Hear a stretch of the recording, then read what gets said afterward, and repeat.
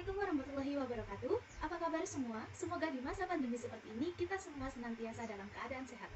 Perkenalkan, nama saya Zainani Nur Antika, mahasiswa semester 5 program studi Teknik Produksi Benih jurusan Produksi Pertanian Politeknik Negeri Jember.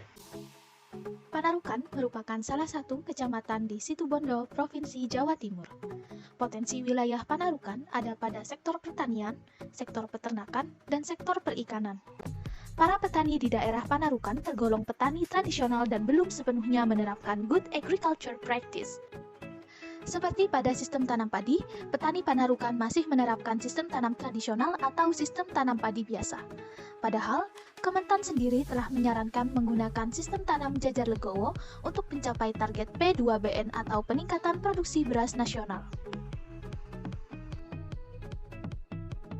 Sebenarnya apa itu sistem tanam jajar legowo? Jadi, pengertian dari jajar legowo merupakan salah satu sistem tanam yang dicirikan dengan adanya jarak yang teratur antar baris tanaman.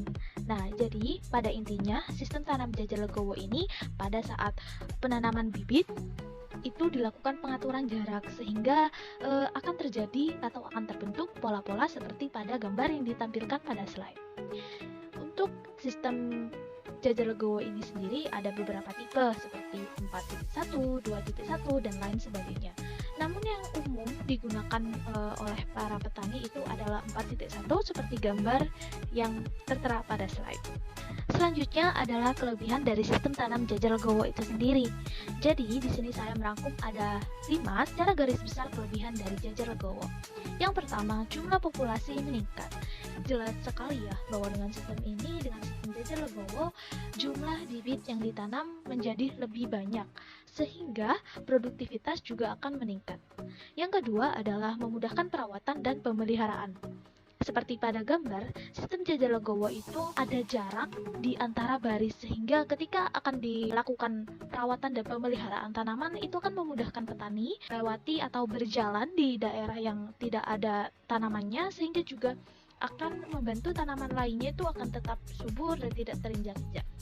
Dan yang ketiga yang pasti menekan serangan hama dan penyakit relate dengan nomor 2 dengan adanya baris kosong sehingga memudahkan para petani ketika akan menyiangi atau pengendalian hama dan penyakit. Yang keempat, hemat biaya pemupukan karena pemupukan akan dilakukan atau akan disebar pada area-area tertentu saja atau bagian-bagian yang ditanami saja sehingga kuantitas pupuk yang digunakan juga tidak terlalu banyak. Dan yang kelima, dari semua itu, kelebihan yang paling diharapkan adalah peningkatan produksi dan kualitas gabah. Hal ini sangat mutlak dengan sistem jajar legowo ini akan terjadi peningkatan produksi dan kualitas gabah. Karena yang pertama tadi, karena jumlah populasi meningkat, otomatis produksi juga akan meningkat. Tidak hanya dari segi kuantitas, dari segi kualitas pun juga akan meningkat.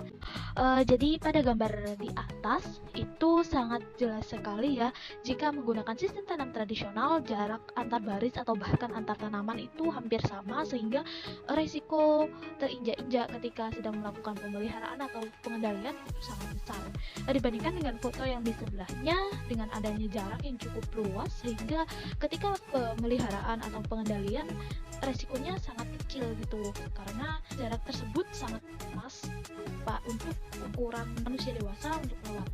Dan yang selanjutnya adalah gambar di bawah itu juga menunjukkan bahwa sistem tanam tradisional itu cenderung rapat. Nah, karena rapat tadi sehingga terjadi persaingan unsur hara, persaingan sinar matahari juga berbeda dengan gambar yang berada di sebelahnya ada space atau ada jarak di sana sehingga matahari bisa dengan mudah masuk ke hampir semua bagian yang ada di sawah tersebut.